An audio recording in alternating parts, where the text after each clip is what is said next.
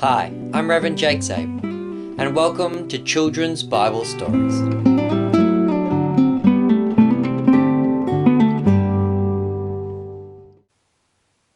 Our story for today, children, is going to be the story of the wise men visiting baby Jesus. So the wise men had come and talked to Herod and the priests and found out that the baby who was born king of the Jews was going to be born in the city of Bethlehem. And the wise men then, when they left Herod, found a star in the sky that they had originally seen in the east, and the star began to head south towards the city of Bethlehem.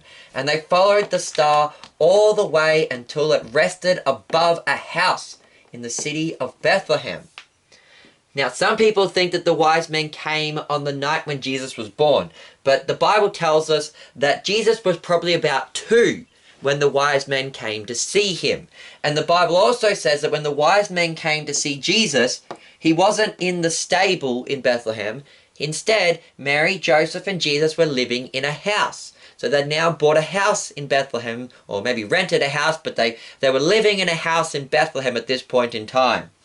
And when the wise men got there, they came in and they saw the little baby boy Jesus sitting on his mother's lap. By this stage, he would have been maybe a 1 or 2 year old toddler. And they came and they bowed down before him and they worshipped him. And they brought him 3 gifts: a gift of gold, of frankincense, and of myrrh. So gold is a precious metal. It's like money. And it was generally the symbol of kings, because gold was used for money and the rich people had money. So the reason they gave Jesus gold was because Jesus was a king. The other gift they gave him was frankincense. Now this was a special smelling oil that was often used in the temples by the priests. And so they gave Jesus this special frankincense because Jesus was also a priest. And the last gift they brought was myrrh.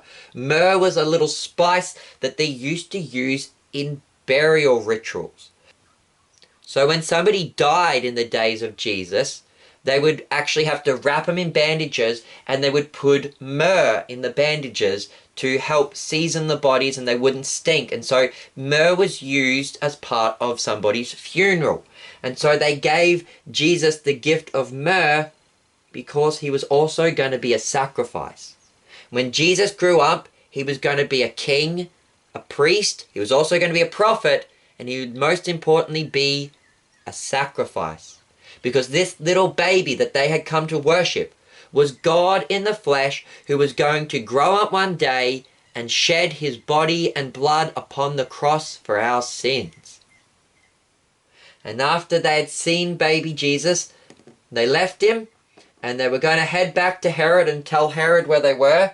But before they went back to Herod, the angel Gabriel came to them in a dream and warned them not to go back to Herod, because he was actually evil and he was planning to hurt the baby Jesus.